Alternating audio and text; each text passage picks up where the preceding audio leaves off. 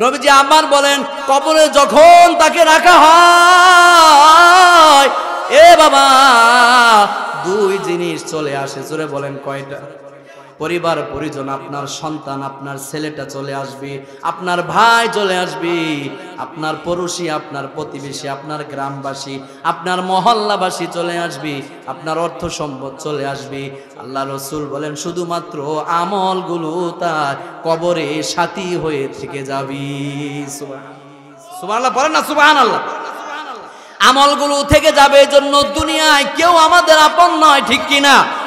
তাহলে কার জন্য কি করতেছেন? কেউ আমাদের আপন নয়, ঠিক না বেঠিক? মন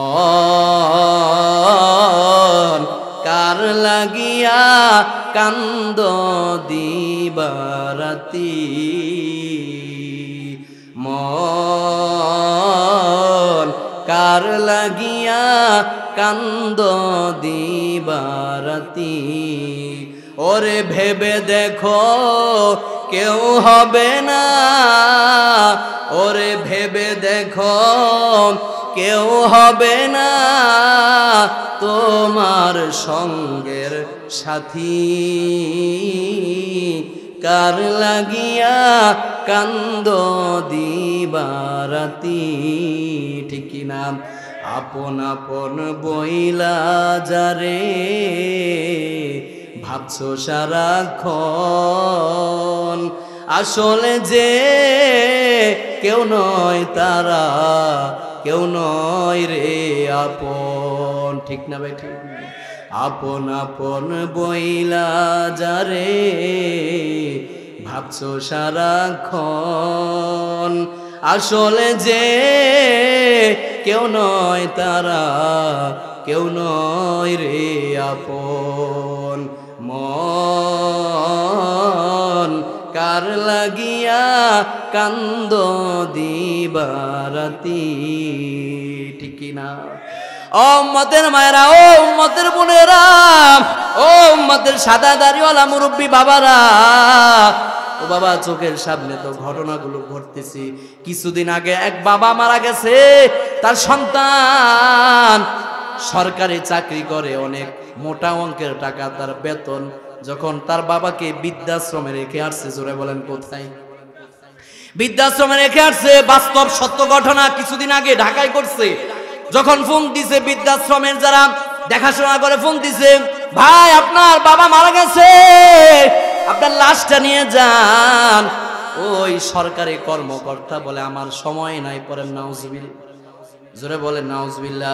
বলে আমি সরকারি কাজে অনেক দূরে আছি, বলে তোমার বিকাশ নাম্বার দাও, আমি তোমার নাম্বারে কিছু টাকা পাঠাই দিই, তুমি আমার বাবার লাশটা তুমি দাফন করে দাও। পড়েন নাউজুবিল্লাহ। এমন ঘটনা আছে না নাই? জোরে বলেন আছে না নাই? এর চাইতে আরো নিকৃষ্ট ঘটনা, বাপ মারা গেছে, সম্পত্তি ভাগ করার জন্য বাবার লাশটাকে দাফন করতে দেয় না। 1 ঘন্টা নয়, 2 ঘন্টা নয়, 10 ঘন্টা লাশ রেখে দিয়েছি, জানাজা পড়েছে, কিন্তু দাফন করতে দেয় না। সন্তান বলে আগে আমার সম্পত্তি বুঝাইয়া দেওয়া হোক, এরপরে আমার বাবার লাশ দাফন করা হবে, এর আগে আমি আমার বাবার লাশ দাফন করতে দিব না। আব্বা আম্মা যার শুইল আল্লাহ কবরে, মায়ার জরে রাইখো তাদের, দয়ার জরে রাইখো তাদের, মরিয়া গিয়াছে যার মা বাপ, কবরেরি আযাব আল্লাহ করো মাফ। পড়ান আমিন। মরিয়া গিয়াছে যার মা বাপ, কবরেরি আযাব আল্লাহ করো মাফ, কবরেরি আযাব আল্লাহ করো মাফ, কবরেরি আযাব যদি মানুষ দেখিত, ঘরবাড়ি ছাড়িয়া গো মানুষ পালাইতো, ঠিক কিনা? কবরেরই আযাব যদি মানুষ দেখিত, ঘরবাড়ি ছাড়িয়া গো মানুষ পালাইতো। আইসো ভবে যাইতে হবে কবরে, যাইতে হবে না? কি বলেন বাবা, যাইতে হবে না? কেউ থাকবে না, এক এক করে সবাইকে দুনিয়া ছেড়ে চলে যেতে হবে, ঠিক কি না? আইসো ভবে যাইতে হবে কবরে, হিসাব নিকাশ দিতে গো হবে হাসরে, হিসাব নিকাশ দিতে গো হবে হাসরে। সুখের বাড়ি সুখের সংসার সাজায়া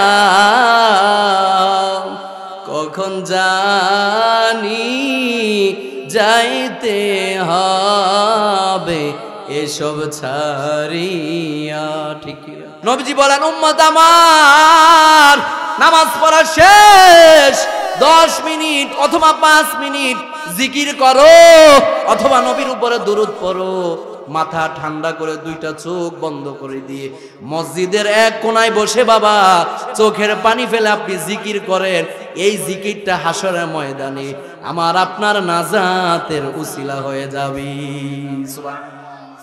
ঠিক কি না? আপনি যদি মসজিদের এক কোনায় বসে চোখের পানি ফেলেন অথবা মাথাটা নিচের দিকে দিয়ে তাসবিহটা হাতে নিয়ে পড়তে থাকেন সাল্লাল্লাহু আলাইহি ওয়াসাল্লাম, সাল্লাল্লাহু আলাইহি ওয়াসাল্লাম। ও এলাকার সাদা দাড়িওয়ালা মুরব্বী বাবারা যারা আসছেন, ও উম্মতের মায়েরা, ও উম্মতের বোনেরা, ও মা, জীবনে কত সময় নষ্ট করেছেন টেলিভিশনের সামনে, ঠিক কিনা? ও মা, স্টার জলসা জি বাংলার নাটক দেখে দেখে আপনার জীবনের বড় একটা সময় কিন্তু নষ্ট হয়ে গেছে, ঠিক না বেটা? আর সাদা দাড়িওয়ালা মুরব্বী বাবার আপনার বয়স 70 আছে না নাই? এ সাদা দাড়িওয়ালা মুরব্বী বাবার আপনার বয়স 60, এখনো পর্যন্ত আপনাকে আপনার চুলগুলো সাদা হয়ে গেছে, দাড়িগুলো সাদা হয়ে গেছে। দুঃখে কলিজা ফেটে যায় যখন আমার সাদা দাড়িওয়ালা মুরব্বী বাবাদেরকে দেখি। কোথায় বলে? চা হোস্টেলে, দোকানপাট, চা হোস্টেলে বসে বসে নর্তকীদের নাচ দেখে, আছে না নাই? জোরে বলেন, আছে না নাই? এ সাদা দাড়িওয়ালা মুরব্বী বাবারা, আপনার এক পা তো কবরে চলে গেল, এখনো পর্যন্ত কবরের ভয় আপনার ভিতরে ঢুকে নাই, এখনো পর্যন্ত হাসরের ময়দানের ওই ভয়াবহ আযাবের কথা আপনার ভিতরে ঢুকে নাই। বয়স আপনার 60-70 চলে, এখনো পর্যন্ত আপনাকে টেলিভিশনের সামনে পাওয়া যায়, আছে না নাই? দুঃখে কলিজা ফেটে যায়। কি দিয়ে বুঝায় যে সাদা দাড়িওয়ালা মুরব্বী বাবার, আপনি কি মরবেন না? মরার চিন্তা কি নাই? এখনো পর্যন্ত আপনি দোকানে বসে, চা হোস্টেলে বসে বসে ওই নাইস অশ্লীল বেহায়াপনা, উলঙ্গপনা, নর্তকীদের নাইস দেখেন, আছে না নাই? আমার দেশে এমন মুরব্বী আছে না নাই? আল্লাহ তাদের সবাইকে হেদায়েত দান করুন, সকলে বলি আমিন। তাহলে আমি বলতেছিলাম, ও উম্মতের মায়েরা, ও উম্মতের বোনেরা, ও সাদা দাড়িওয়ালা মুরব্বী বাবারা যারা আসছেন, ও বাবা, এই মাহফিল আরো 2 দিন চলবে, ঠিক না বেঠিক? এই মাহফিলে এরকম ভাবে আসছেন খালি হাতে, আবার এমন যেন না হয় যাওয়ার সময় খালি হাতে বাড়িতে চলে যাবেন, এমনটা যেন না হয়। মাহফিল আসছেন, কিছু আমল নিয়ে যাবেন। কি নিয়ে যাবেন জোরে বলেন? এই আমল আমার আপনার জীবনের সাথী, ঠিক কিনা? ওই ঈসা পয়গম্বর ঈসা আলাইহিস সালাম আল্লাহর কাছে বলেছে, ওগো আল্লাহ, আমিও নবী হতে চাই না। আল্লাহু আকবার। আরো জোরে মুসলমানের আওয়াজে বলেন আল্লাহু আকবার। ঈসা আলাইহিস সালাম বলে, ওগো আল্লাহ, আমি নবী হতে চাই না, আমার নবুয়তি লাগবে না। এবার আল্লাহ বলে, ঈসা তুমি কি হতে চাও? বলে, ওগো আল্লাহ, আমি শেষ নবী মুহাম্মাদুর রাসূলুল্লাহ। জবান খুলে বলুন বাবা সাল্লাল্লাহু আলাইহি ওয়াসাল্লাম। বলে, আমি শেষ নবীর উম্মত হতে চাই। এবার আল্লাহ বলে, না না ঈসা, সম্ভব নয়। বলে, এরকম ভাবে ঈসা আলাইহিস সালামের বলে ঈসা আলাইহিস সালাম যখন আবার বললেন, ওগো আল্লাহ, আমি শেষ নবীর উম্মত হতে চাই, একমাত্র একজন পয়গম্বর ঈসা পয়গম্বর, ঈসা আলাইহিস সালামের দোয়া দরখাস্ত আল্লাহ কবুল করে নিয়েছে। সুবহানাল্লাহ। এই একজন পয়গম্বর ঈসা আলাইহিস সালামের দোয়া আল্লাহ কবুল করেছেন। এজন্য ঈসা আলাইহিস সালামকে আল্লাহ রাব্বুল আলামিন উঠিয়ে নিয়েছেন আকাশে। আবার কিয়ামতের আগে আল্লাহ রাসূল সাল্লাল্লাহু আলাইহি ওয়াসাল্লাম আমাদেরকে জানিয়েছেন, ঈসা আলাইহিস সালাম কিয়ামতের আগে পৃথিবীতে আবার আসবে। বলে, কি হিসাবে? নবী হিসাবে? বলে, না, নবী হিসাবে নয়, ঈসা পয়গম্বর আসবে, নবুয়তি থাকবে না। বলে, কি হিসাবে? বলে, উম্মত হিসাবে আসবে। বলেন সুবহানাল্লাহ। আমার আপনার নবীর উম্মত হিসাবে আবার কিয়ামতে আসবে। কেন? কারণ ঈসা পয়গম্বর আল্লাহর কাছে দোয়া করেছে, আর আল্লাহ রাব্বুল আলামিন ওই দোয়া কবুল করে নিয়েছে। যার কারণে ঈসা আলাইহিস সালাম কিয়ামতের আগে আবার আমার আপনার নবীর উম্মত হয়ে দুনিয়ায় আগমন করবে। সুবহানাল্লাহ। তাহলে সেই নবীর উম্মত হতে পেরে আমরা খুশি না বেজার? আরো জোরে বলেন, খুশি না বেজার?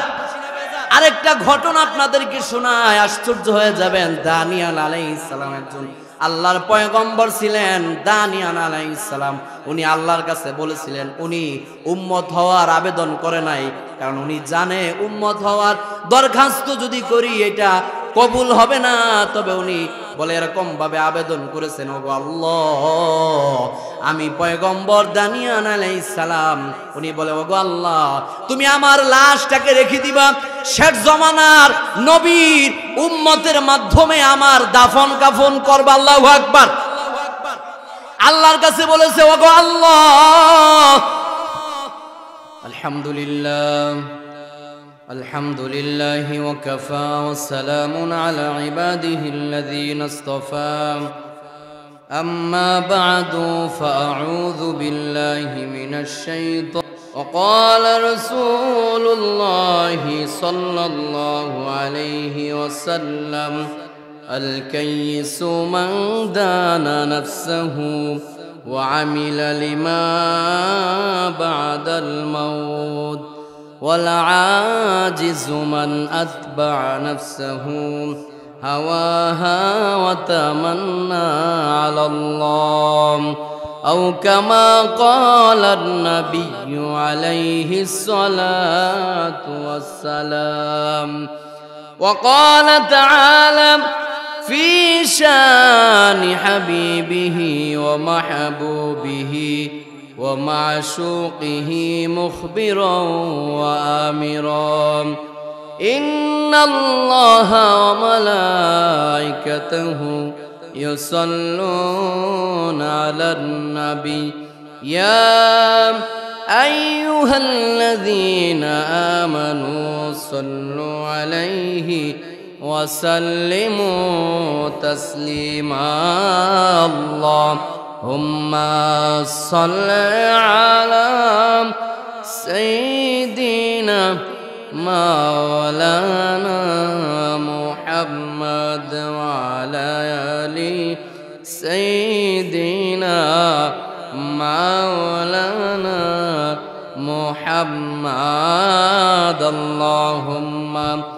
صل على سيدنا مولانا محمد وعلى آل سيدنا مولانا محمد. একটু জিকির করে লা ইলাহা ইল্লাল্লাহ লা ইলাহা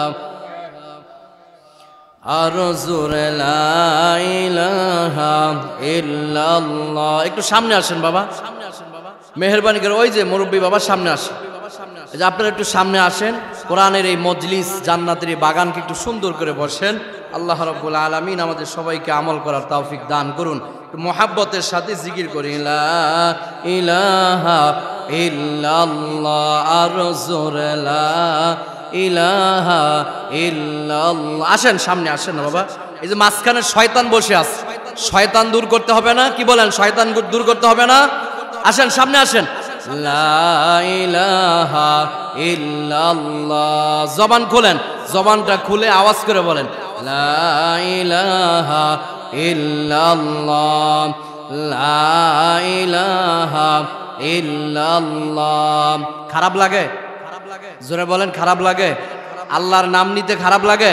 তাহলে জোরে মোহাব্বতে লা ইলাহা লা ইলাহা ইল্লাল্লাহ, লা ইলাহা ইল্লাল্লাহ, আরো জোরে লা ইলাহা ইল্লাল্লাহ, আরো জোরে লা ইলাহা ইল্লাল্লাহ, লা ইলাহা ইল্লাল্লাহ, লা ইলাহা ইল্লাল্লাহ। জিকির করছেন মুসা নবী, তোর পাহাড়ে গেছেন চলি। জিকির করছেন মুসা নবী, তোর পাহাড়ে গেছেন চলি। খোদার নূরে পাহাড় জলে, খোদার নূরে পাহাড় জলে, নবী মুসা জ্বলে না। হামেশা জিকির কর মুমিন, গাফেল থাইকো না।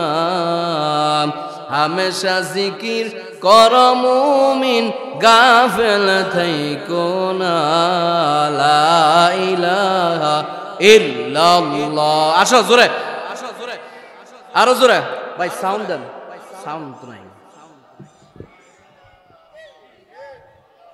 লা ইলাহা ইল্লাল্লাহ, আরো সাউন্ড দেন,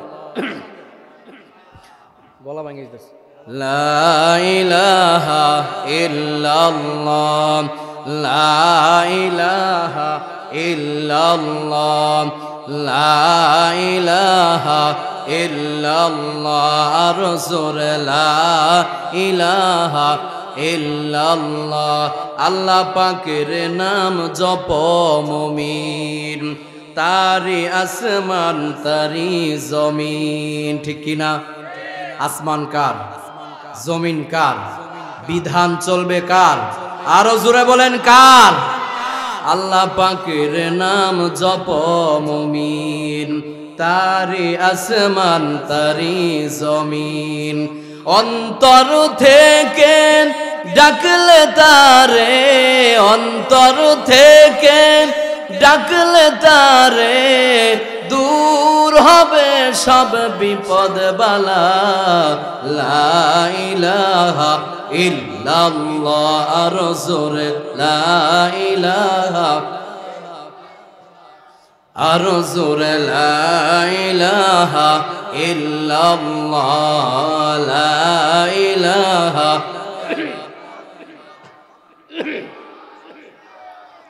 লা ইলাহা ইল্লাল্লাহ, লা ইলাহা ইল্লাল্লাহ। আব্বা আম্মা যারা শুইল আল্লাহ কবরে, মায়ার নাম জরে রাখো তাদের। কার কার মা বাপ নাই? একটু হাত উঠান তো। কার মা নাই বাবা নাই? কত মানুষ মা নাই বাবা নাই। আল্লাহ রাব্বুল আলামিন আমাদের প্রত্যেকের মা বাবার কবরের আযাব কিয়ামত পর্যন্ত বন্ধ করে দেখ। সকলে বলি আমিন। আব্বা আম্মা যারা শুইল আল্লাহ কবরে মায়ার জরে রাইখো তাদের দয়ার জরে রাইখো তাদের মরিয়া গিয়াছে যার মা বাপ কবরেরি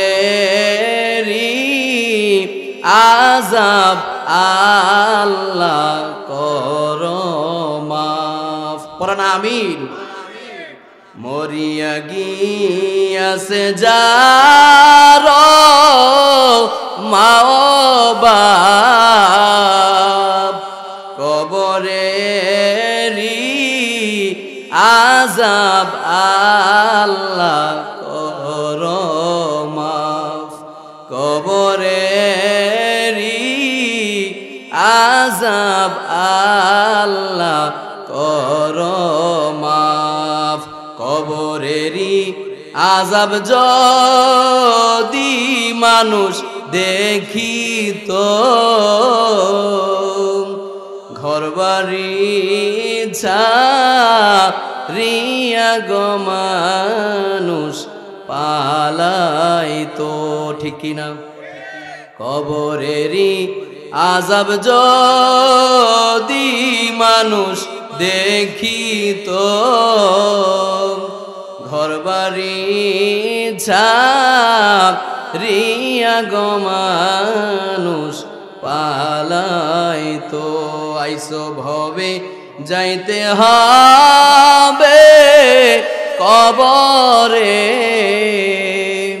যাইতে হবে না কি বলেন বাবা যাইতে হবে না কেউ থাকবে না এক এক করে সবাইকে দুনিয়া ছেড়ে চলে যেতে হবে ঠিক কি না আইসো ভবে যাইতে হবে কবরে হিসাব নিকাশ দিতে হবে হাসরে হিসাব নিকাশ দিতে হবে হাসরে সুখের বাড়ি সুখের সংসার সাজায়া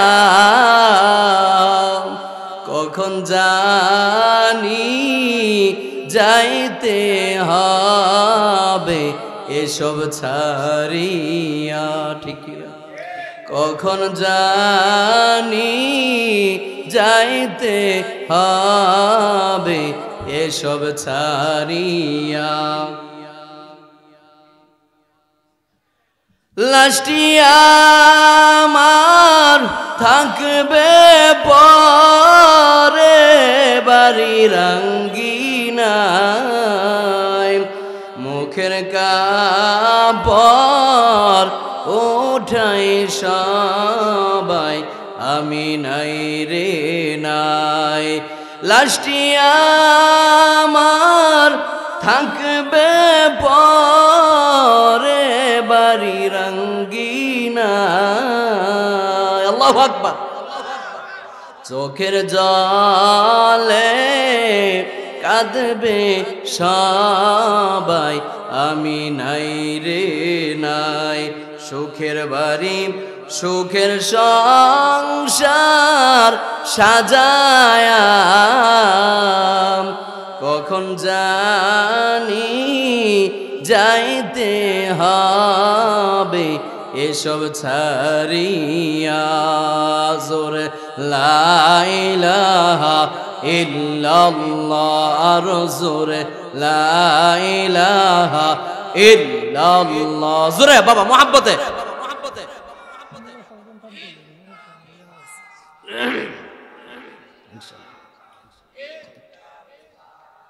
লা ইলাহা ইল্লাল্লাহ আর জোরে লা ইলাহা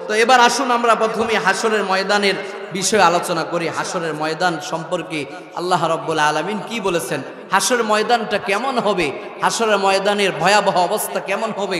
যারা কবরে আছে, কবর থেকে ওঠার পরে তারা বলবে, হায়রে কবরেই তো ভালো ছিলাম, কে আমাদেরকে আবার হাসরের ময়দানে নিয়ে আসলো। পরের নাউজুবিল্লাহ বলবে, কবরের মধ্যেই তো ভালো ছিলাম, কে আবার আমাদেরকে নিয়ে আসলো, কে আমাদেরকে আবার কবর থেকে হাসরের ময়দানে উত্থাপন করলো, উঠিয়ে নিয়ে আসলো।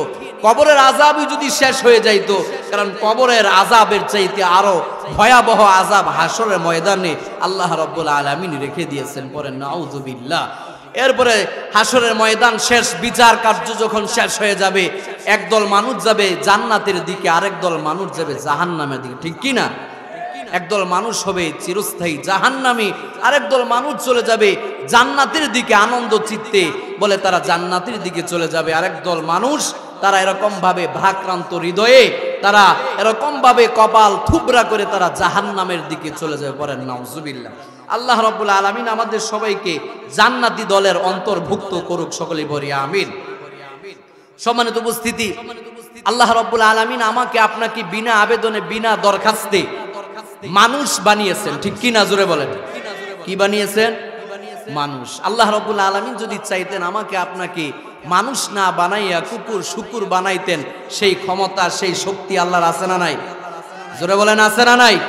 সেই শক্তি, সেই ক্ষমতা থাকার পরেও আল্লাহ রাব্বুল আলামিন আমার আপনার উপরে দয়া করে, মায়া করে আমাদেরকে মানুষ বানাইছেন। পরি আলহামদুলিল্লাহ। খুশি না বেজার? জোরে বলেন, খুশি না বেজার? আল্লাহ রাব্বুল আলামিন বলেন, ওয়ালাকাদ কাররামনা বানি আদম। আল্লাহ বলেন, আমি বনি আদমকে বড় সম্মান করে, সম্মানিত করে সৃষ্টি করেছি। বলেন আল্লাহু আকবার। এরপর আল্লাহ রাব্বুল আলামিন বলেন, লাকাদ খলাকনাল ইনসান ফি আহসানি তাকওয়িম। আল্লাহ বলেন, আমি মানুষকে বড় সুন্দর করে বানিয়েছি। বলেন সুবহানাল্লাহ। এরপর আল্লাহ রাব্বুল আলামিন মানুষ বানিয়ে শুধু ক্ষান্ত করে নাই, এরপর আল্লাহ রাব্বুল আলামিন আমাকে আপনাকে বিনা আবেদনে, বিনা দরখাস্তে মুসলমানের ঘরে জন্ম দিয়েছে, ঠিক কি না? জোরে বলেন। যদি আল্লাহ রাব্বুল আলামিন চাইতেন, মানুষ বানাইছেন এতটুকু যদি রেখে দিতেন, যদি চাইতেন যে আমাকে ইহুদি, খ্রিস্টান, বৌদ্ধ, নাসারা, অমুসলিম যারা চিরস্থায়ী জাহান্নামী, যদি চাইতেন তাদের ঘরে জন্ম দিতে পারতেন কি পারতেন না? সেই ক্ষমতা, সেই শক্তি আল্লাহর আছে না নাই? সেই ক্ষমতা, সেই শক্তি থাকার পরেও আল্লাহ রাব্বুল আলামিন আমাকে আপনাকে বিনা আবেদনে, বিনা দরখাস্তে, বিনা আরজিতে আল্লাহ রাব্বুল আলামিন আমাকে আপনাকে মুসলমানের ঘরে জন্ম দিয়েছেন। পৃথিবীর সবচেয়ে দামি সম্পদ ঈমান নামক এক মহা দৌলত আল্লাহ রাব্বুল আলামিন আমাকে আপনাকে দান করেছেন। পরি আলহামদুলিল্লাহ। তাহলে মুসলমান হয়ে আমরা খুশি না বেজার? জোরে বলেন, খুশি না বেজার? আল্লাহ রাসূল বলেন, ক্বালা রাসূলুল্লাহি সাল্লাল্লাহু আলাইহি ওয়াসাল্লাম, নবীজি বলেন, যে ব্যক্তি পড়বে লা ইলাহা ইল্লাল্লাহ দাখালাল জান্নাহ। সুবহানাল্লাহ। যে ব্যক্তি পড়বে লা ইলাহা ইল্লাল্লাহ দাখালাল জান্নাহ, আল্লাহ রাসূল বলেন, যে ব্যক্তি লা ইলাহা ইল্লাল্লাহ এর সাক্ষী দিবে, বলে ওই ব্যক্তি আল্লাহর জান্নাতে চলে যাবে। একটু সাউন্ড দেন ভাই, একটু সাউন্ড দেন, আমার কানে যত সাউন্ড আসে। তাহলে বলতেছিলাম, মুসলমান বানিয়েছে কে? আরো জোরে বলেন কে? মুসলমানের আওয়াজে বলেন কে? আল্লাহ আমাদেরকে মুসলমান বানিয়েছে। আমরা কি কোনোদিন বলছি? জোরে বলেন, বলছি? আল্লাহর কাছে কোনোদিন বলি নাই। বিনা আবেদনে, বিনা দরখাস্তে আল্লাহ রাব্বুল আলামিন আমাদেরকে মুসলমান বানাইছে। আল্লাহ রাব্বুল আলামিন যদি চাইতেন আমাদেরকে হিন্দুদের ঘরে জন্ম দিতে পারতেন কি পারতেন না? দেন নাই। আল্লাহ রাব্বুল আলামিন বিনা আবেদনে, বিনা দরখাস্তে মুসলমান বানিয়েছে। এতটুকু শুধু শেষ নয়, আল্লাহ রাব্বুল আলামিন উত্তর গায়ের মুসলমান। আল্লাহ রাব্বুল আলামিন বিনা আবেদনে, বিনা দরখাস্তে এমন একজন নবীর উম্মত বানাইছে, যেই নবীর উম্মত হওয়ার জন্য বলে অন্য পয়গম্বর, অন্য নবী রাসূলরা পর্যন্ত আল্লাহর কাছে আবেদন করেছে। পড়েন সুবহানাল্লাহ। এই নবীর উম্মত হওয়ার জন্য আল্লাহ রাব্বুল আলামিন আমাকে আপনাকে বিনা আবেদনে, বিনা দরখাস্তে, বিনা আরজিতে বিশ্ব নবীর উম্মত বানিয়েছেন।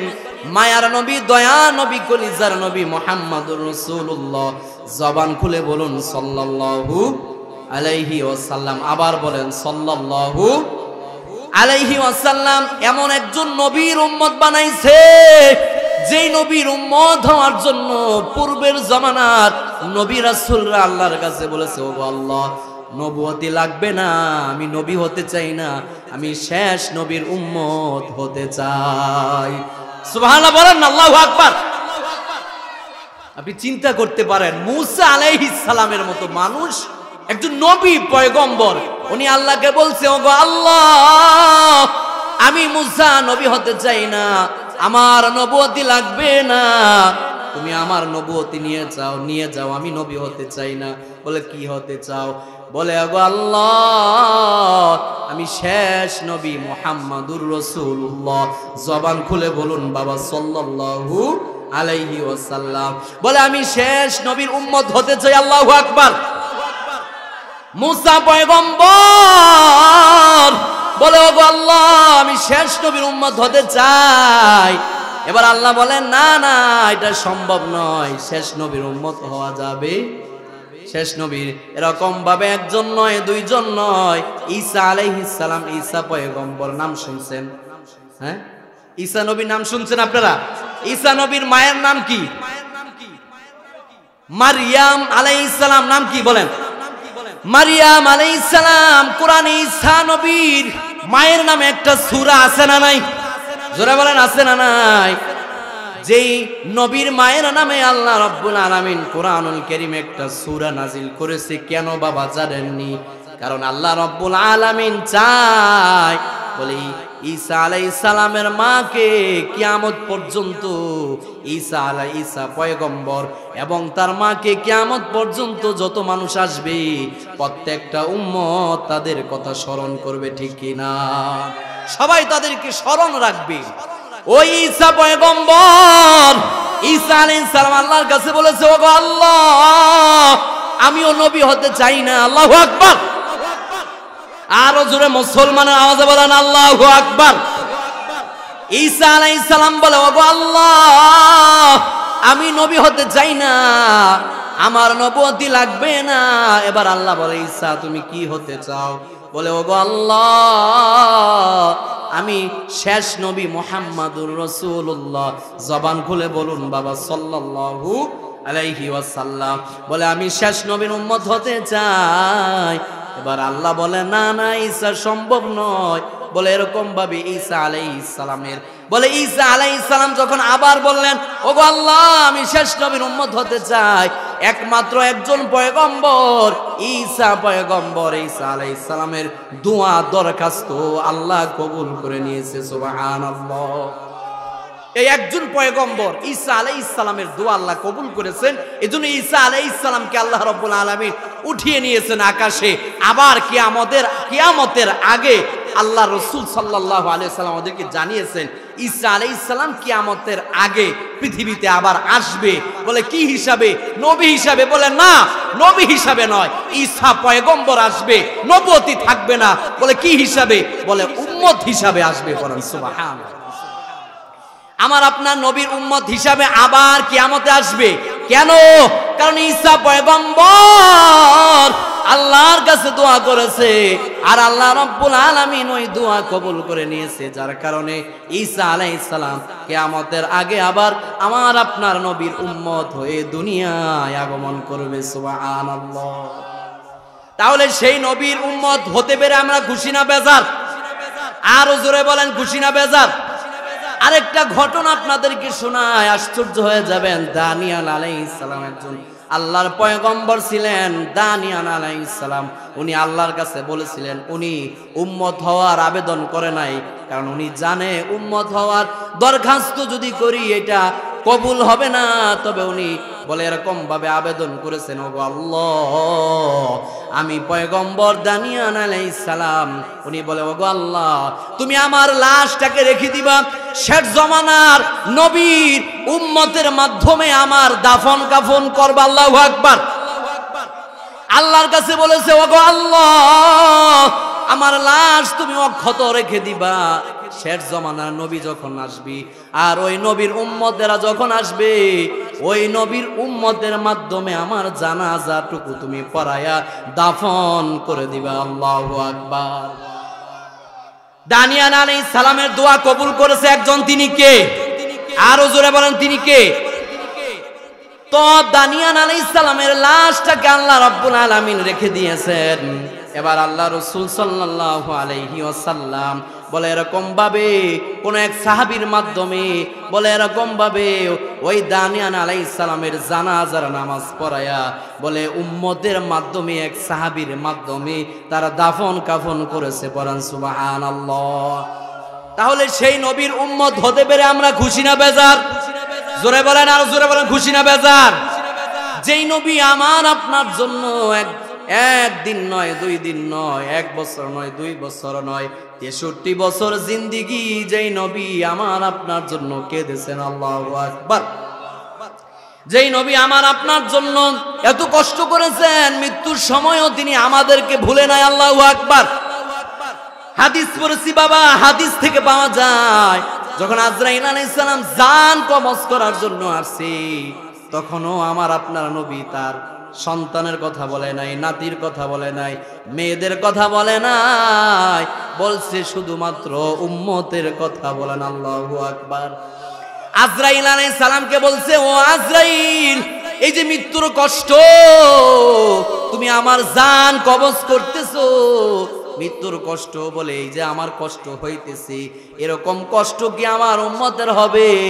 এবার আজরাইল আলাইহিস সালাম বলে, ওগো আল্লাহর নবী, বলে এই পরিমাণ নয়, এর চেয়ে আরো দ্বিগুণ পরিমাণ কষ্ট হবে আপনার উম্মতের মৃত্যুর কষ্ট, বলে এর চেয়ে দ্বিগুণ পরিমাণ হবে। এবার শুনেন, খেয়াল করেন, মনোযোগ আছে। এবার আল্লাহ নবী চোখের পানি ফেলে হাদিসের ইবারত নবীজি বলেন, জিদ আলাইয়া ওয়া খাফফিফ আন উম্মতি। আল্লাহ রাসূল বলেন, ও আজরাইল, জিদ আলাইয়া, মৃত্যুর যত কষ্ট আছে, যত যন্ত্রণা আছে, মৃত্যুর যত কষ্ট আছে, সব কষ্ট তুমি আমাকে দাও। তবে কিয়ামত পর্যন্ত আমার যত উম্মত আসবে, বলে আমার উম্মতের মৃত্যুর সময় কোন উম্মতকে কষ্ট তুমি দিবা না। আল্লাহু আকবার। বলে আমার কোন উম্মত যেন মৃত্যুর সময় কষ্ট না পায়, বলে আমার সমস্ত উম্মতের মৃত্যুর কষ্ট আমাকে দিয়ে দাও, এরপরেও আমার কোন উম্মত যেন মৃত্যুর সময় কষ্ট না পায়, বিনা কষ্টে যেন তারা বলে আল্লাহর কাছে চলে যেতে পারে। বলেন আল্লাহু আকবার। তাহলে ওই নবীর উম্মত হতে পেরে আমরা খুশি না বেজার? জোরে বলেন, খুশি না বেজার? তাহলে ওই নবীর উম্মত হওয়ার, যদি ওই নবীর শাফাআত যদি কেউ পেতে চায় হাসরের ময়দানে, তাহলে নবীজি আমাদেরকে জানিয়েছেন, যদি কেউ নবীর শাফাআত পেতে চায়, নবী কিয়ামতের দিন হাসরের ময়দানে আপনাকে ধরে ধরে আল্লাহর জান্নাতে নিয়ে যাবে। সুবহানাল্লাহ। 2টা আমল করতে হবে। জোরে বলেন কয়টা? জোরে, আর জোরে বলেন কয়টা? হাসরের ময়দানে নবী আমাকে আপনাকে চিনবে, লক্ষ কোটি মানুষের ভিড়ে আপনি যে শেষ নবীর উম্মত, এটা চিনা যাবে কিভাবে, চিনবে কিভাবে? এবার আল্লাহ রাসূল বলেন, ক্বালা রাসূলুল্লাহি সাল্লাল্লাহু আলাইহি ওয়াসাল্লাম, নবীজি বলেন, এরে আমার উম্মতের দল, আমি নবী বলে গেলাম 1 নাম্বার আমলের নাম, 1 নাম্বার আমলের নাম, আমি নবীর উপরে বেশি পরিমাণে দুরূদ পড়বে। জোরে বলেন, কি পড়বে? দুরূদ পড়বে। আমি নবীর উপরে বেশি পরিমাণে দুরূদ পড়বে। দুরূদ যারা পড়বে হাসরের ময়দানে আল্লাহর নবী তাদেরকে চিনে চিনে ধরে ধরে আল্লাহর জান্নাতে নিয়ে যাবে। জোরে বলেন সুবহানাল্লাহ। জোরে বলেন না, বুঝেন নাই কথা। নবীজি বলেন, যারা আমি নবীর উপরে বেশি পরিমাণে দুরূদ পড়বে, জোরে বলেন কি পড়বে? নবীজি বলেন, কেউ যদি শুধুমাত্র এতটুকুন পড়ে সাল্লাল্লাহু আলাইহি ওয়াসাল্লাম, কি পড়ে? সাল্লাল্লাহু আলাইহি ওয়াসাল্লাম, সাল্লাল্লাহু আলাইহি ওয়াসাল্লাম। নবীজি বলেন, হাঁটতে বসতে চলতে ফিরতে সব সময় যারা আমি নবীর উপরে দরুদ পড়বি, নবীজি বলেন কিয়ামতের দিন হাসরের ময়দানে ওই ভয়াবহ অবস্থার দিন সেই উম্মতটা আমি নবীর সবচেয়ে নিকটে থাকবে। যারা বেশি পরিমাণে দুরূদ পড়বে হাসরের ময়দানে তারা নবীর সবচেয়ে কাছে থাকবে। আল্লাহু আকবার। তাহলে আমরা নবীর পাশে থাকতে চাই কি চাই না? হাসরের ময়দানে নবীর কাছে থাকতে চাই কি চাই না? জোরে বলেন চাই কি চাই না? নবীজি বলেন আমার কোন উম্মত যদি হাসরের শেষ প্রান্তেও থাকে আর সে যদি আমি নবীর উপরে দুরূদ পড়ে থাকে তাহলে আমি নবীজি তাকে হাসরের ময়দানে চিনে ফেলবো। আল্লাহু আকবার। দুরূদের একটা পাওয়ার আছে না নাই? দুরূদের একটা শক্তি আছে না নাই? এ বাবা জোরে বলেন আছে না নাই? তাহলে আল্লাহ রাসূল বলেন এক নাম্বার যারা আমি নবীর উপরে বেশি পরিমাণে দুরূদ পড়বে হাসরের ময়দানে আমি নবী তাকে শাফাত করে আল্লাহর জান্নাতে নিয়ে যাব। সুবহানাল্লাহ। তাহলে এক নাম্বার আমল হলো দুরূদ পড়া। কি পড়া? জোরে বলেন বাবা কি পড়া? সাল্লাল্লাহু আলাইহি ওয়াসাল্লাম। সাল্লাল্লাহু আলাইহি ওয়াসাল্লাম। একটা তাসবিহ হাতে নিবেন আর পড়তে থাকবেন। এ বাবা মসজিদে কত মানুষ নামাজ পড়ে, নামাজ পড়তে দেরি, মসজিদ থেকে বের হতে দেরি হয় না, ঠিক কি না? নামাজ পড়া শেষ বের হয়ে যায়, কত ব্যস্ততা, হাজারো ব্যস্ততা নিয়ে মসজিদের ভিতরে প্রবেশ করে। এক মিনিট যদি এদিক সেদিক হয়ে যায় বলে ইমাম সাহেব কোথায়? আছে না নাই? যারা বলেন আছে না নাই? আহা এত ব্যস্ততা বাবা, দুই চোখ যেদিন বন্ধ হয়ে যাবে ওই দিন তো সব পড়ে থাকবে, ঠিক কি না? দুনিয়া এক সেকেন্ডের জন্য মুহূর্তের জন্য থেমে থাকবে না, দুনিয়া সব চলমান থাকবে, ঠিক কি না? দুনিয়ার কোনো কিছু থেমে থাকবে না, আমার আপনার জন্য কোনো কিছু থেমে থাকবে না, সব আগের মতো চলতে থাকবে, ঠিক না বে ঠিক? এজন্য এত ব্যস্ততা নিয়ে মসজিদে যায়, আবার নামাজ পড়তে দেরি, মসজিদ থেকে বের হতে দেরি হয় না। এমন মুসল্লি আমাদের দেশে আছে না নাই? এ বাবা জোরে বলেন আছে না নাই? নবীজি বলেন উম্মত আমার নামাজ পড়া শেষ 10 মিনিট অথবা 5 মিনিট জিকির করো অথবা নবীর উপরে দুরূদ পড়ো, মাথা ঠান্ডা করে দুইটা চোখ বন্ধ করে দিয়ে মসজিদের এক কোনায় বসে বাবা চোখের পানি ফেলে আপনি জিকির করেন। এই জিকিরটা হাসরের ময়দানে আমার আপনার নাজাতের উসিলা হয়ে যাবে। ঠিক কি না? আপনি যদি মসজিদের এক কোনায় বসে চোখের পানি ফেলেন অথবা মাথাটা নিচের দিকে দিয়ে তাসবিহটা হাতে নিয়ে পড়তে থাকেন সাল্লাল্লাহু আলাইহি ওয়াসাল্লাম, সাল্লাল্লাহু আলাইহি ওয়াসাল্লাম। ও এলাকার সাদা দাড়িওয়ালা মুরব্বী বাবারা যারা আসছেন, ও উম্মতের মায়েরা, ও উম্মতের বোনেরা, ও মা জীবনে কত সময় নষ্ট করেছেন টেলিভিশনের সামনে, ঠিক কি না? ও মা স্টার জলসা জি বাংলার নাটক দেখে দেখে আপনার জীবনের বড় একটা সময় কিন্তু নষ্ট হয়ে গেছে, ঠিক না বেটি? আর সাদা দাড়িওয়ালা মুরব্বী বাবার আপনার বয়স 70 আছে না নাই? এ সাদা দাড়িওয়ালা মুরব্বী বাবার আপনার বয়স 60, এখনো পর্যন্ত আপনাকে আপনার চুলগুলো সাদা হয়ে গেছে, দাড়িগুলো সাদা হয়ে গেছে। দুঃখে কলিজা ফেটে যায় যখন আমার সাদা দাড়িওয়ালা মুরব্বী বাবাদেরকে দেখি। কোথায় বলে চা হোস্টেলে, দোকানপাট, চা হোস্টেলে বসে বসে নর্তকীদের নাচ দেখে, আছে না নাই? জোরে বলেন আছে না নাই? এ সাদা দাড়িওয়ালা মুরব্বী বাবারা আপনার এক পা তো কবরে চলে গেল, এখনো পর্যন্ত কবরের ভয় আপনার ভিতরে ঢুকে নাই, এখনো পর্যন্ত হাসরের ময়দানের ওই ভয়াবহ আযাবের কথা আপনার ভিতরে ঢুকে নাই। বয়স আপনার 60-70 চলে, এখনো পর্যন্ত আপনাকে টেলিভিশনের সামনে পাওয়া যায়, আছে না নাই? দুঃখে কলিজা ফেটে যায়। কি দিয়ে বুঝায় যে সাদা দাড়িওয়ালা মুরব্বী বাবার আপনি কি মরবেন না, মরার চিন্তা কি নাই? এখনো পর্যন্ত আপনি দোকানে বসে, চা হোস্টেলে বসে বসে ওই নাইস অশ্লীল বেহায়াপনা, উলঙ্গপনা, নর্তকীদের নাইস দেখেন, আছে না নাই? আমার দেশে এমন মুরব্বী আছে না নাই? আল্লাহ তাদের সবাইকে হেদায়েত দান করুন, সকলে বলি আমিন। তাহলে আমি বলতেছিলাম, ও উম্মতের মায়েরা, ও উম্মতের বোনেরা, ও সাদা দাড়িওয়ালা মুরব্বী বাবারা যারা আসছেন, ও বাবা এই মাহফিল আরো 2 দিন চলবে, ঠিক না বে ঠিক? এই মাহফিলে এরকম ভাবে আসছেন খালি হাতে, আবার এমন যেন না হয় যাওয়ার সময় খালি হাতে বাড়িতে চলে যাবেন, এমনটা যেন না হয়। মাহফিল আসছেন কিছু আমল নিয়ে যাবেন। কি নিয়ে যাবেন জোরে বলেন? এই আমল আমার আপনার জীবনের সাথী, ঠিক কিনা? আমার আপনার জীবনের সবচেয়ে বড় আপন হলো আমার আপনার জীবনের আমল, ঠিক কিনা? আমার আপনার জীবনের আল্লাহ হলো আমাদের আপন, নবী হলো আমাদের আপন। এরপরে আমরা যে আমলগুলো করব ওই আমলগুলো হলো আমাদের কবরের পুঁজি, কবরের সাথী, ঠিক না বেঠি? আর যা দেখতেছেন সব পড়ে থাকবে, দুনিয়ায় সব পড়ে থাকবে, ঠিক না বেঠি? কবরে আমাদের কেউ যাবে না, কবরে মা যাবে না, বাবা যাবে না। যাওয়ার সময় খালি হাতে যেতে হবে।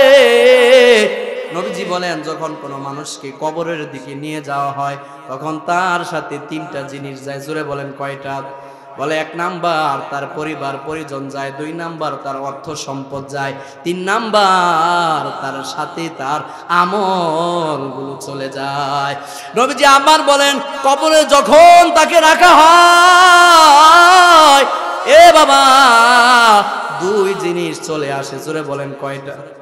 পরিবার পরিজন, আপনার সন্তান, আপনার ছেলেটা চলে আসবে, আপনার ভাই চলে আসবে, আপনার পড়োশি, আপনার প্রতিবেশী, আপনার গ্রামবাসী, আপনার মহল্লাবাসী চলে আসবে, আপনার অর্থ সম্পদ চলে আসবে। আল্লাহ রসুল বলেন শুধুমাত্র আমলগুলো তার কবরে সাথী হয়ে থেকে যাবে। সুবহানাল্লাহ বলেন না? সুবহানাল্লাহ। আমলগুলো থেকে যাবে, এজন্য দুনিয়ায় কেউ আমাদের আপন নয়, ঠিক কিনা? তাহলে কার জন্য কি করতেছেন? কেউ আমাদের আপন নয়, ঠিক না বেঠিক? মন কার লাগিয়া কান্দ দিবারাতি, মন কার লাগিয়া কান্দ দিবারাতি। ওরে ভেবে দেখো কেউ হবে না, ওরে ভেবে দেখো কেউ হবে না তোমার সঙ্গের সাথী।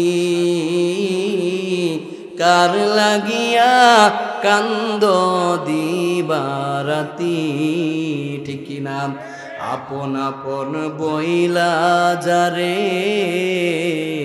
ভাবছো সারাক্ষণ, আসলে যে কেউ নয় তারা, কেউ নয় রে আপন, ঠিক না ভাই? ঠিক। আপন আপন বইলা যারে ভাবছো সারাক্ষণ, আসলে যে কেউ নয় তারা, কেউ নয় রে আপন।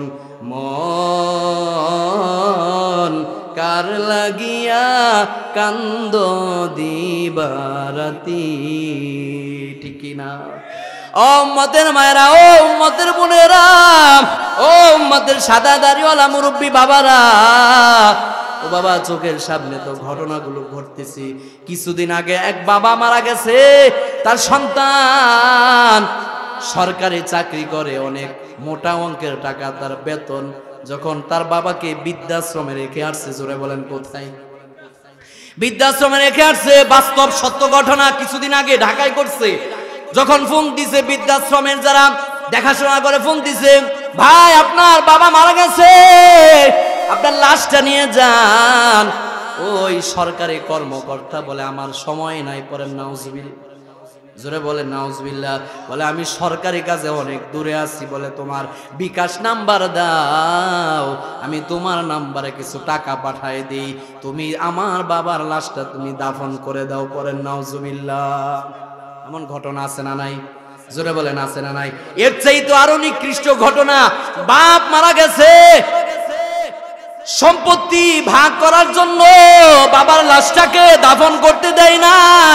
1 ঘন্টা নয়, 2 ঘন্টা নয়, 10 ঘন্টা লাশ রেখে দিয়েছি, জানাজা পড়েছে, কিন্তু দাফন করতে দেয় না।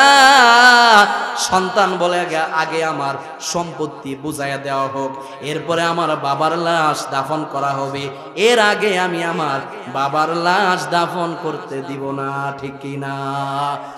এমন কুলাঙ্গার সন্তান বলে আগে আমার সম্পত্তি বুঝাইয়া দেওয়া হোক, ভাগ করে আমার সম্পত্তি কোনটা আমাকে আগে সেটা দেওয়া হোক, এরপরে আমার বাবার লাশ দাফন করা হোক। পরে নাউজুবিল্লাহ। এবার চিন্তা করেন এই ঘটনাগুলো ইদানিং ঘটতেছে, তাহলে আপনার আপনকে আপনার পরকে আপনি নিজেই দেখে নেন না, ঠিক কি না? একটু ভাবেন, একজন হলে একজনই ভাবেন না একটু।